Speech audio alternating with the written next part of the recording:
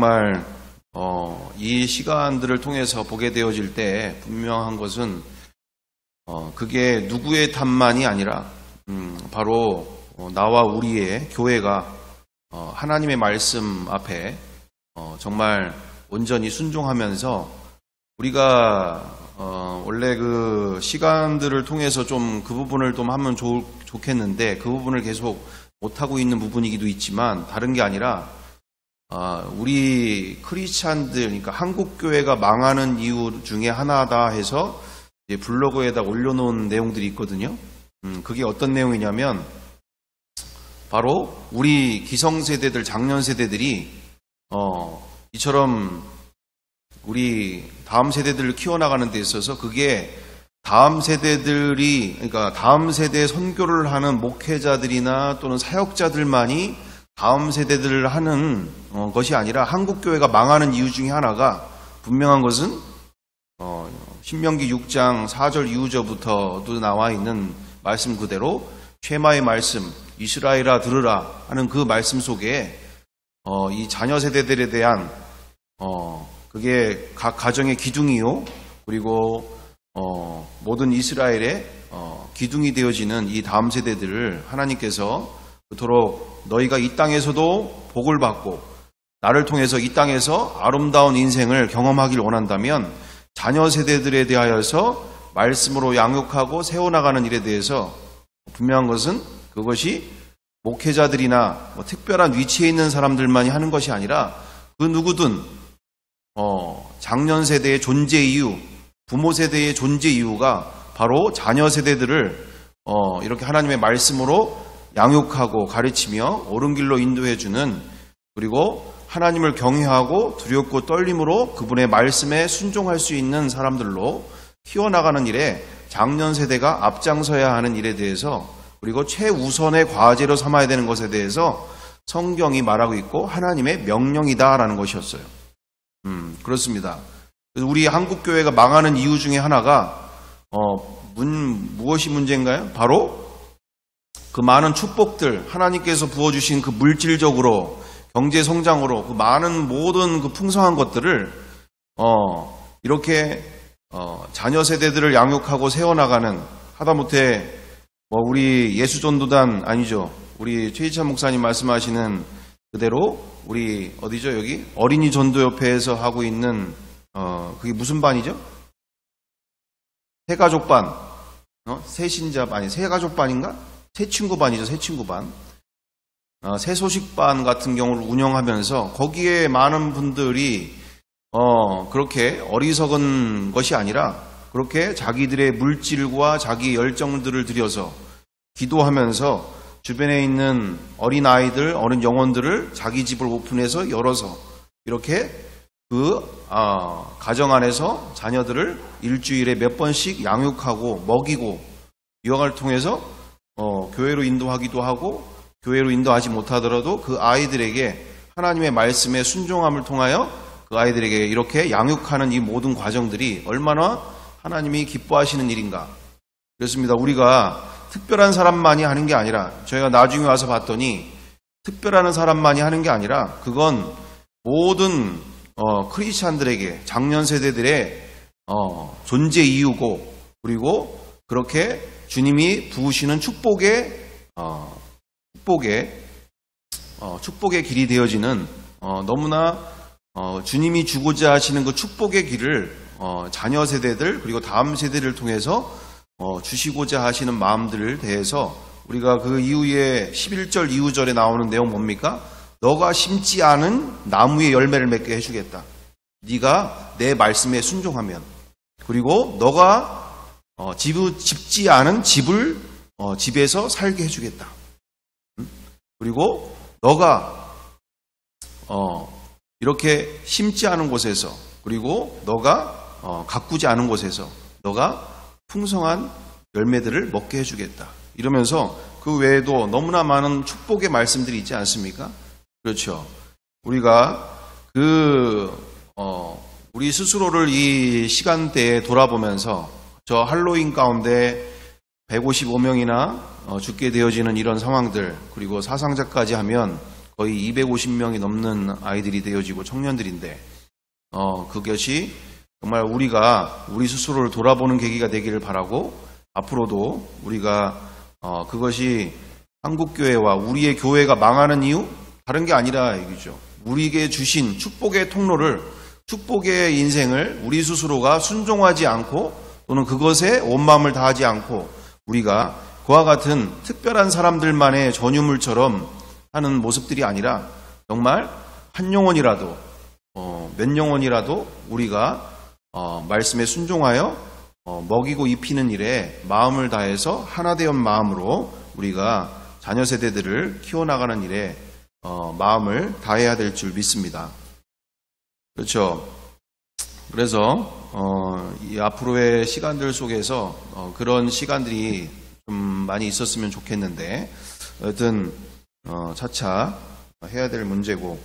자, 그래서 다음으로 우리가 지난 시간들 가운데서 우리의 중요한 부분은 우리의 가정과 우리의 삶 가운데서 정말 너무나 충격적인 상황들을 목도하고 있는 상황들, 얼마나 귀한 시간이 되고 있는지 모르겠습니다.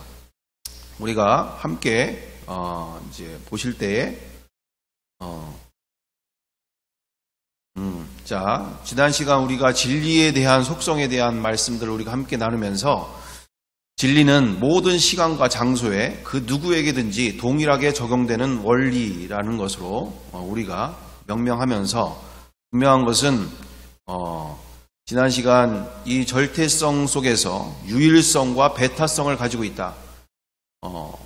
그리고 기독교가 가장 공격받는 이유와 그리고 안티 기독교인들이나 주변에 많은 이들이 기독교를 싫어하는 이유가 바로 같은 종교라고 하는데 왜 서로의 종교를 인정하지 않느냐 너희들은 왜 너희들은 이렇게 다른 종교에 대해서 인정하지 않고 오직 예수만이 구원이라고 하고 있느냐.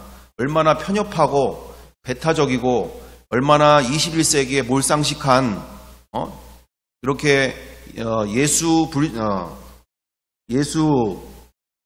천국 불신족이라고 하는 이런 21세기에 아직도 이런 아주 혐오스러운 말들을 하고 살고 있는 너희들이 얼마나 무식한지 알고 있냐.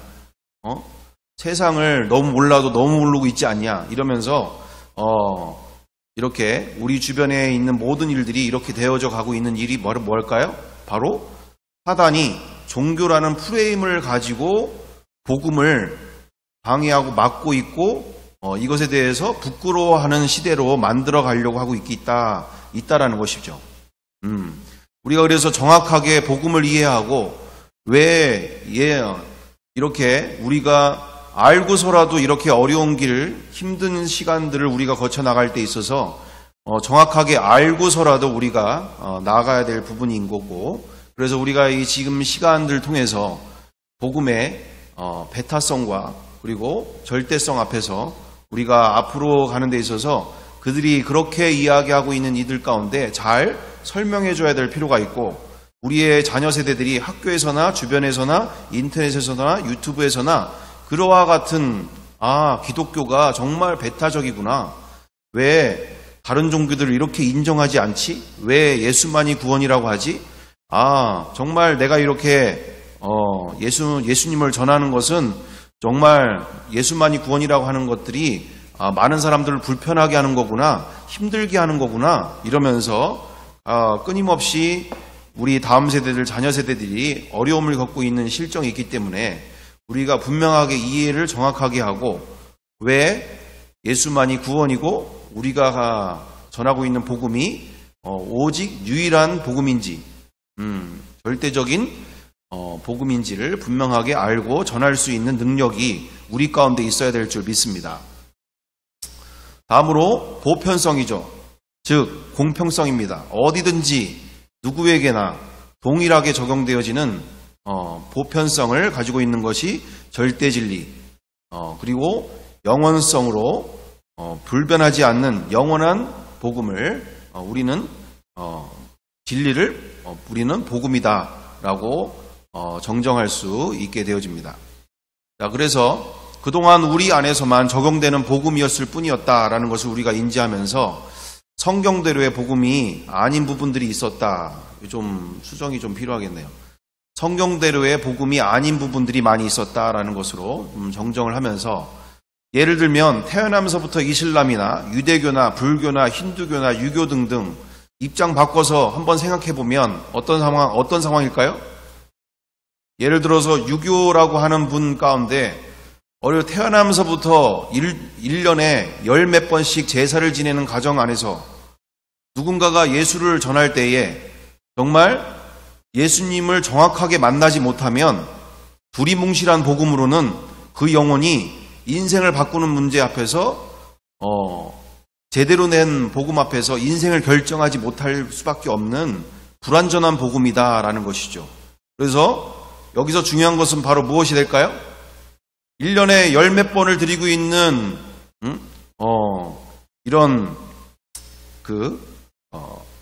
유교 집안에서 태어나고 또 그 집안에서 날마다 살고 있는 이들에게 이가 복음을 정확하게 만날 때에 그에게는 생명까지는 아니더라도 거의 인생을 다 걸어야 되는, 왜? 가족으로부터 외면과 종손이라고 하는 그 모든 부분과 그리고 자기의 인생을 다 거부할 수 있는 그 정도의 심각한 인생의 결단을 내려야 되는 정도의, 우리에게는 당연히 어릴 때부터 태어나면서부터 예수 믿는 게 당연한 인생이었지만 그들에게 있어서는 인생을 걸어야 되는 문제란 얘기예요. 가족들과 자기의 모든 지위와 위치를 다 버리면서까지 예수를 믿어야 될 정도의 깊은 정말 고민과 결단을 해야 될 정도의 시간들이 되기 때문에 정말 극소수의 사람들만 돌아올 수밖에 없는 일이 되어지고 있다. 다음으로 부자들은 어떻습니까? 부자들은 더 하겠죠.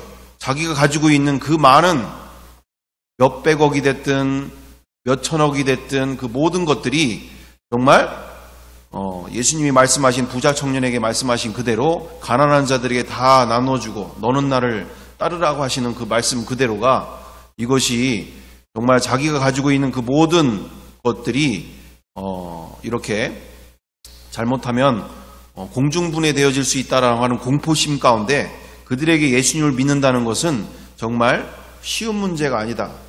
권력자들도 같은 상황일 것이고, 특별히 일평생 진화론자로 살고 있는 교수님들 같은 경우에도 내가 예수를 믿는다는 얘기는 직장 생활에서, 특별히 학교에서 내가 학생들로부터 질문을 받을 때, 또는 내가 가지고 있는 그와 같은 커리어가 공격받고 무시당하고 내가 언제든지 학계에서 밀려날 수 있는 위치 가운데 심각한 정말 그가 예수님을 믿는다는 거, 지금 얘기를 드리는 것은 그냥 적당히 종교 생활을 할 수 있다는 얘기예요. 근데 진짜 예수님을 믿는다는 것은 그에게 심각한 인생의 결단을 내릴 수밖에 없는 중대한 결정이 되기 때문에 그들에게 정확한 복음을 전해줘야 그들 가운데도 정확하게 인생을 결단할 수 있는 문제가 될 수 있다.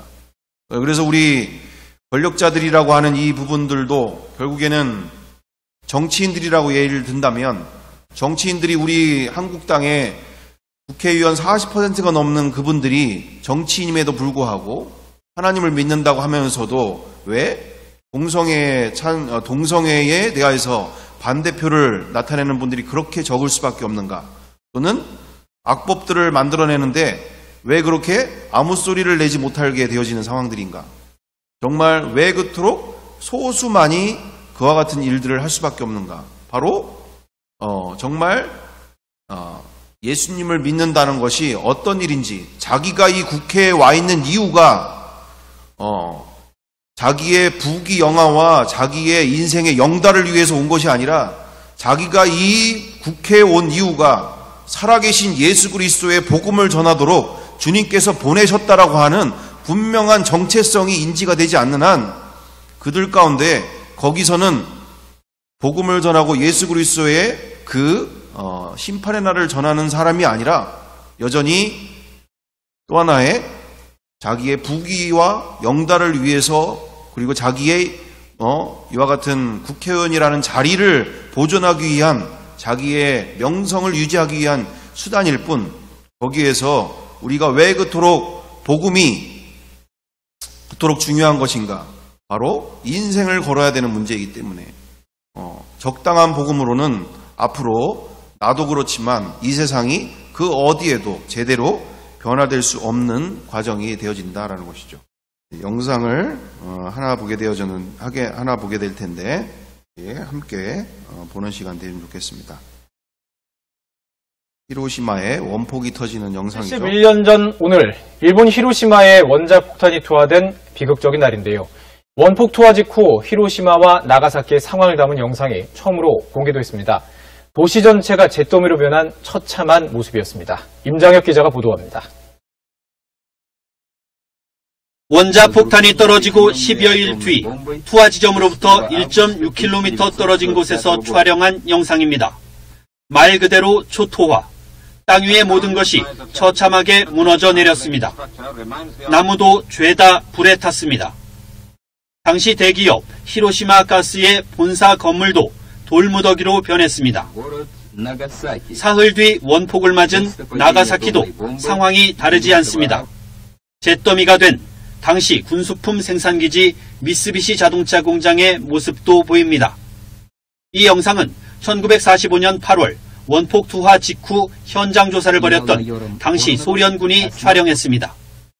러시아 의회가 보관해오다 지난 6월 일본 정부에 기증하면서 처음 공개됐습니다. 그 폐허 위에 건립된 평화공원에서 원폭 투하 71주년 기념식이 열렸습니다. 참석자들은 희생자들의 넋을 기리며 핵무기 없는 세상을 염원했습니다. 71年前に広島及び長崎で起こった悲惨な経験を 아베 총리는 특히 핵무기를 만들지도 갖지도 들여오지도 않겠다는 비핵 3원칙을 유지하겠다고 밝혔습니다. 지난해 기념식에서는 이를 언급하지 않아 논란이 됐습니다. YTN 임장혁입니다.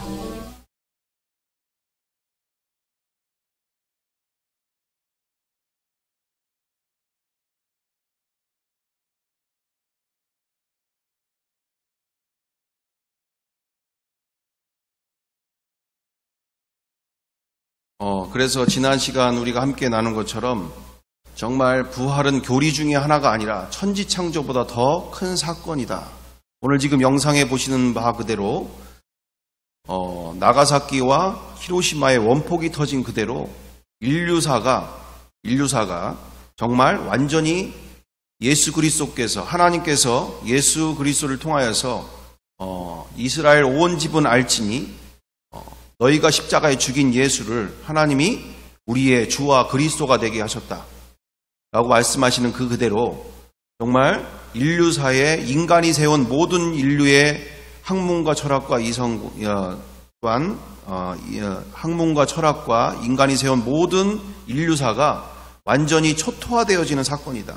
완전히 예수만이 주인이시고 하나님 되시는 인생이다라는 걸 앞에 정말 경악을 금치 못하는 인생이 사도행전 2장 36절 이후부터 벌어지게 되어진 것처럼 인류사에 이처럼 나가사키와 히로시마라고 하는 자신들이 거대하고 영원할 것 같은 자신들의 자랑이라고 생각했던 그 도시와 문명이 그 폭탄 하나로 완전히 사멸되어지고 또한 사탄이 그러니까 여기 천황이 항복하게 되어지는 상황들로 벌어지게 되어지는 것처럼 예수님의 부활은 우리가 알고 있는 예수 그리스도의 탄생과 공생애와 또한 그 외에 공생애뿐만 아니라 십자가와 그리고 부활과 승천과 재림에 대한 이와 같은 교리 중에 하나가 아니라 인류의 참 주인이 오셨다라는 것, 참 하나님이 이 땅에 오셨다라는 명백한 선언과 함께 모든 인류가 회개하고 예수님 앞에 돌아올 수 있는 그와 같은 정말 쉽게 표현하면 소유권 분쟁 가운데 창조주와 인간의 소유권 분쟁 가운데 바로 하나님께서만이 참 예수 그리스도만이 참 하나님이시며 온 인류의 주인이심을 선포하시는 사건 앞에 우리는 이렇게 예수님의 부활은 2000년 전에 이미 인류의 주인이 명확하게 선포되어지는 사건 앞에서 내가 아무리 내 인생 내 거라고 생각하고 그리고 아무리 내 맘대로 살기를 원한다고 할지언정 이미 소유권 분쟁은 2000년 전에 끝났다라는 얘기죠.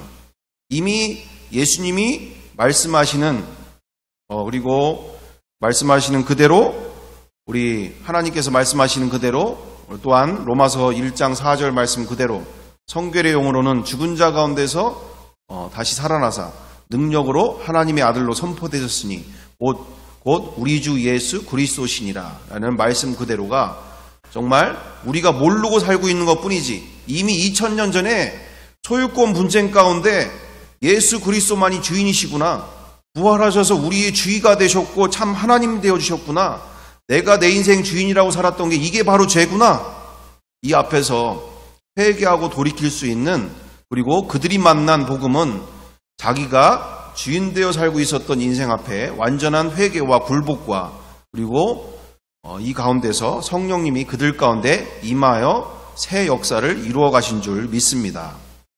그렇습니다. 그래서 오늘 이 말씀 그대로가 우리 고린도후서 5장 14절 15절 우리 함께 크게 읽어보도록 하겠습니다. 하나 둘 셋. 그리스도의 사랑이 우리를 강권하시는도다. 우리가 생각하건대 한 사람이 모든 사람을 대신하여 죽었은즉 모든 사람이 죽은 것이라. 그가 모든 사람을 대신하여 죽으심은 살아있는 자들로 하여금 다시는 그들 자신을 위하여 살지 않고 오직 그들을 대신하여 죽었다가 다시 살아나신 이를 위하여 살게 하려 함이라. 아멘. 예수님이 왜 부활하셨다고요? 모든 사람을 대신하여 죽으심은 살아있는 자들로 하여금 다시는 그들 자신을 위하여 살지 않고 오직 그들을 대신하여 죽었다가 다시 살아나시는 위하여 살게 하려 함이라. 아멘. 하나님께서 예수님을 왜 부활을 시키셨냐? 그리고 왜 모든 인류에게 믿을 수 있는 증거를 주셨느냐? 자기가 주인 되어 살고 있는 인생 앞에서 이제는 회개하고 그분을 자신의 창조주와 자신의 주인 되신 그분의 영광을 위해 살도록 새로운 인생을 열어주시게 된 줄 믿습니다. 그렇습니다. 그래서 고린도후서 4장 5절 7절 우리 다 같이 함께 크게 합독하겠습니다. 하나 둘 셋. 우리는 우리를 전파하는 것이 아니라 오직 그리스도 예수의 주되신 것과 또 예수를 위하여 우리가 너희의 종된 것을 전파함이라. 아멘. 사도 바울이 전한 복음 또는 초대교회 성도들이 전한 복음 바로 또는 그 모든 제자들이 전한 복음 바로 예수 그리스도께서만이 참 하나님이시요 참 주인 되신다. 그리고 그 신앙 가운데서 십자가의 그 사랑을 날마다 만나고 감격하며 날마다 그분 안에서 서로 뜨겁게 사랑하게 된 줄 믿습니다. 그렇습니다.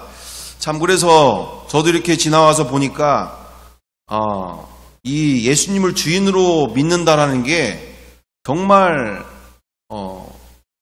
이렇게 어려운 문제라고서 생각하지를 못했어요. 이건 뭐 당연한 거 아닌가? 뭐 예수님을 주인으로 믿는 게 왜 어려운 거야? 그게 어려운 건가? 라고 생각된 줄 알았는데 나중에 지금 와서 봤더니 쉽지 않아요. 주변에서 예수님을 주인으로 날마다 고백하면서 그분을 내 마음에 모시고 산다는 것이 얼마나 이렇게 치열한 문제고 얼마나 지식적으로 얼마든지 동의할 수는 있어요. 그렇죠. 뭐 예수님이 내 주인이신데 예수님이 내 주인이세요. 그걸 몰랐어요? 라고는 얘기할 수 있어요. 근데 이분을 날마다 모시고 사는 거는 다른 문제예요. 다른 문제죠. 왜요? 그만큼 이분을 날마다 모시고 산다는 얘기는 내 말과 내 마음과 내 말과 내 중심 속에 이분이 함께 계시기 때문에 그렇게 하라고 해도 못해. 정말 내 안에 누가 계신지를 인지하니까. 그리고 죄에 대해서 극도로 민감해지고 정말 조심조심하게 되어지는 부분들이 되어지고 또한 그 반면에 그분 안에서 주어지시는 참 평안과 자유와 그 형언할 수 없는 평강은 이렇게 하루아침에 되어지는 게 아니라 계속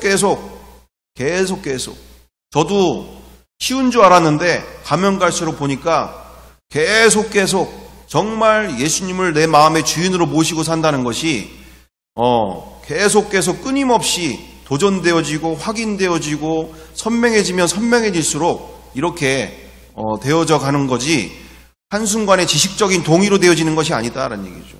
거꾸로 정말 앞으로 성경이 만약에 우리에게 다 빼앗기는 시대가 왔다 한다면, 성경을 다 빼앗기는 시대, 성경을 볼 수 없는 시대가 온다고 한다면 우리는 분명한 것은 초대교 2000년 전으로 그대로 돌아가서 그들에게 성경이 없었던 시대예요.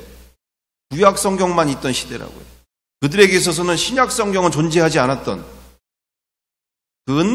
그 시대 속에서 그들의 신앙을 유지하고 날마다 성령님과 날마다 자기가 있는 곳마다 자기가 있는 곳에서 하나님의 나라와 그의 영광을 위해 살게 되어지는 그 모든 중심은 그분이 내 안에서 주인 되어 살고 계신, 그리고 그분을 날마다 인정하는 삶, 이것이 성령님과 날마다 함께하는 삶이었고 충만한 삶이었다라는 것을 인지하시고 우리가 분명하게 원 뿌리대로 근원대로 돌아보면 더 선명해진다라는 거죠. 그들에게서는 복잡하고 어려운 신앙생활이 아니라 그분을 날마다 모시고 정말로 주인으로 나의 왕으로 인정하면서 살고 있는 삶이었고, 그리고 모든 삶 가운데서 그 어느 곳에 있든지 먹든지 마시든지 다 하나님의 영광을 위해서 살던 삶이었다라는 것이며 라던 것을 우리가 확인하면서 주대심이 정말 쉬운 문제가 아니고 주대심이 그토록 우리의 신앙 가운데 가장 핵심이라는 것을 분명하게 인지해야 될 줄 믿습니다. 주대심은 다른 곳에서도 어디에도 없어요. 이슬람, 불교, 또는 어느 곳에서 주대심을 얘기합니까? 십자가에 너의 인생은 죽은 거야. 부활하신 그분이 네 안에서, 너의 안에서 지금도 함께 사시는 것이야 라고 하는 그 믿음이 이 세상 어디에 있습니까? 진정 이것이 실제가 되면 될수록 참 기쁨과 평안과 세상을 이기는 능력이 지식적인 동의 수준이 아니라 가면 갈수록 깊어지면 깊어질수록 더 선명해지면 선명해질수록 더 확실해지면 확실해질수록 내가 그렇게 살려고 하는 게 아니라 내 안에서 그분이 내 인생을 그렇게 사용하게 되시고 우리를 그렇게 사용하게 되실 줄 믿습니다. 그렇습니다. 새로운 얘기가 거기에 있냐? 똑같은 얘기 맨날 하는 거지. 새로운 거 없는 것 같은데. 이렇게 되지만, 진정으로 그분이 내 인생의 주인 되신다라는 게 얼마나 축복인지, 얼마나 어마어마한 일생일대의 충격적이며 일생일대의 가장 최고의 사건이고, 최고의 인생이 되고 있는지, 우리가 오늘 고린도후서 4장 5절과 7절의 말씀을 보면서 여기에 답이 있죠. 그 모든 비밀, 답 4장 7절에 뭐라고 되어 있습니까? 우리가 이 보배를 질그릇에 가졌으니 이는 심히 큰 능력은 하나님께 있고 우리에게 있지 아니함을 알게 하려 함이라. 아멘. 내 안에 주인 되신 이분이 내 안에서 지식적인 분이 아니라 지금 살아계신 분이, 내 안에 계신 분이 지금 함께하고 계심이 실제가 되면 될수록 이 보배에, 이 질그릇에 보배가 담긴 것이 너무나 놀랍고 경이롭고 너무나 확실하니까 이 세상의 그 어떤 보배와 그 어떤 부귀영화보다 내 안에 계신 분으로 만족하고 기뻐하며 날마다 세상을 이길 힘이 내 안에서 뿜어져 나오게 되는 줄 믿습니다. 그렇죠. 그리스도인들은 상황과 환경이 바뀐다고 해서 행복이 오지 않고 상황과 환경이 내 맘대로 바뀐다고 내를 그렇게 힘들게 하는 사람, 저 사람만 없으면 내 인생 정말 제대로 될 것 같은데, 그리고 내 가정에 저 인간만 없으면 내 인생 이렇게 되지 않을 것 같은데, 이 사업이 내 맘대로 이렇게 좀 됐으면 내가 정말 문제가 해결되고 행복해질 것 같은데, 아니요. 거기에도 그 어디에도 성경은, 그리고 복음은 그와 같은 것을 말하고 있지 않습니다.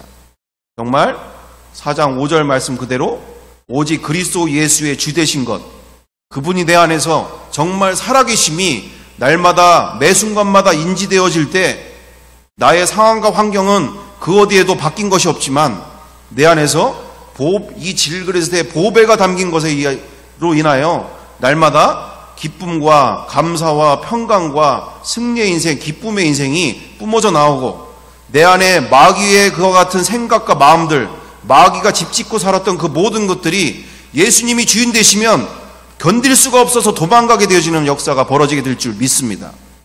아무리 축사하고 쫓아내면 뭐합니까? 다시 돌아오고 더 악한 영들을 데리고 들어오는데 미움이 더 미움을 갖고 오게 되어지고 더 원망이 더 원망을 갖고 오게 되어질 때 이 사단이 끊임없이 공격할 때 예수님이 내 안에 주인 되심이 선명해질수록 내 안에 그분이 계신 게 분명해질수록 사단은 그 자리에 집을 지을 수야 지을 수 없는 줄 믿습니다. 근원적인 답 가운데 복음은 명확하게 말하고 있죠. 예수님이 주인 되신 것이다. 부활 다 머리로 다 안다고 하죠. 부활은 예수님이 주인 되신 것이 아니면 다 가짜가 되는 줄 믿습니다.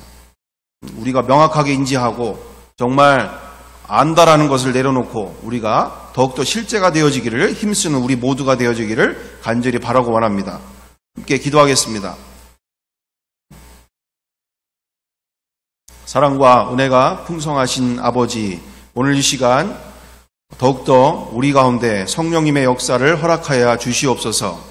정말 상황과 환경은 우리 가운데 아무것도 변한 것이 없지만 주님이 내 안에 계신 것이 그 모든 문제보다 모든 상황보다 더 크고 인생이 경악할 사건이며 정말 내 인생의 가장 놀라운 축복의 인생이 되는 줄 믿습니다. 오늘 또한 이것이 지식이 아니라 정말 오늘도 실제가 되기를 원합니다. 내 안에 얼마나 크신 분이 나와 함께하기를 원하시고 나와 함께하고 계신지가 날마다 더욱더 인지되어지고 실제가 될 수 있도록 인도하여 주시옵소서. 정말 예수님이 나의 주인 되신다는 게 이 험난하고 불평과 원망과 그리고 또한 자유가 없고 기쁨이 없으며 또한 수고하고 무거운 짐으로 또한 걱정과 염려 속에 일평생 살 수밖에 없는 나의 인생에 정말 예수님이 나의 무거운 짐을 지시고 모든 것을 해결해 주시는 이 주인 되심이 얼마나 인생에 축복된 인생인지 만나게 하여 주시고 오늘도 누리게 도와 주시옵소서. 어제보다 더 누리게 도와 주시옵소서. 함께하여 주시며 인도하실 걸 믿고 감사드리오며 사랑과 은혜가 많으신 우리 구주 예수 그리스도의 이름으로 기도드리옵나이다. 아멘.